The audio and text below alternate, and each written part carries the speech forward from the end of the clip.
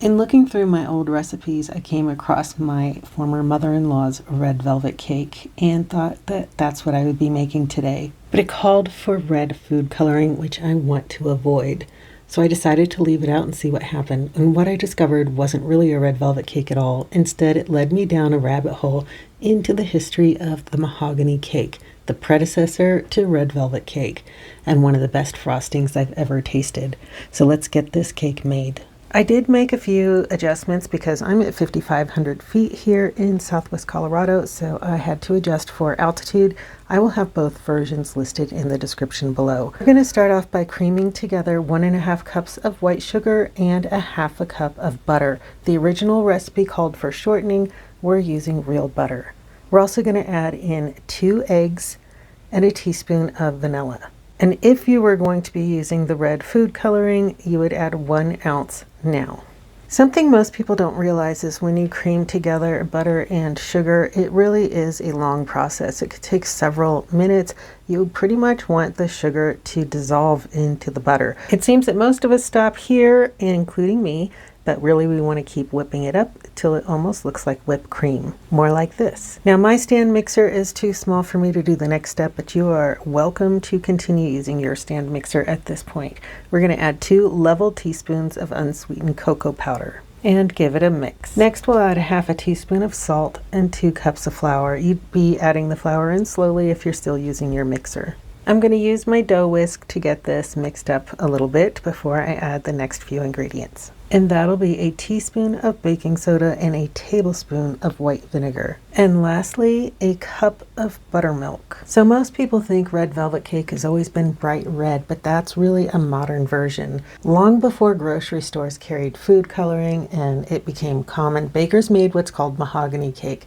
And these cakes use cocoa, buttermilk, vinegar, and baking soda to create a tender crumb and a reddish brown color. The texture was what was described as velvet, and that's where the name probably came from. And over time, food coloring became more available.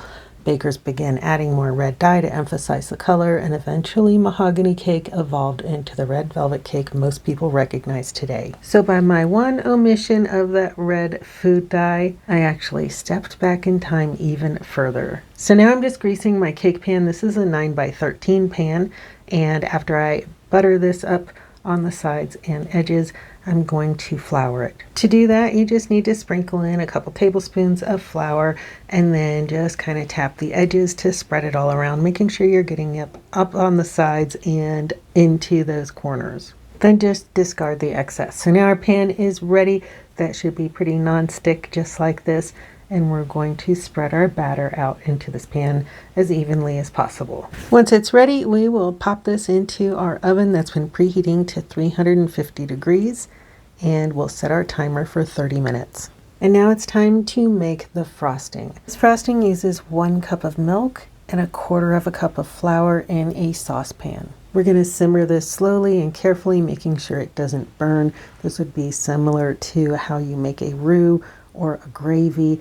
You just want to keep stirring it so nothing sticks, and just keep an eye on the thickness. I'm sure this seems really strange, but I gotta tell you, this frosting may be even older than the cake itself. These days, most people expect red velvet cake to be covered in cream cheese frosting, but for much of the 20th century, many Southern bakers used what's called Ermine frosting. It's also known as boiled milk frosting, flour frosting, or cooked frosting. But I like Ermine, and that likely comes from the luxurious white fur of the ermine, because the frosting is known for being exceptionally silky and smooth. Unlike modern buttercream, which relies heavily on powdered sugar, something that cooks in the day probably didn't have a lot of, ermine frosting gets much of its structure from the cooked mixture of flour and milk.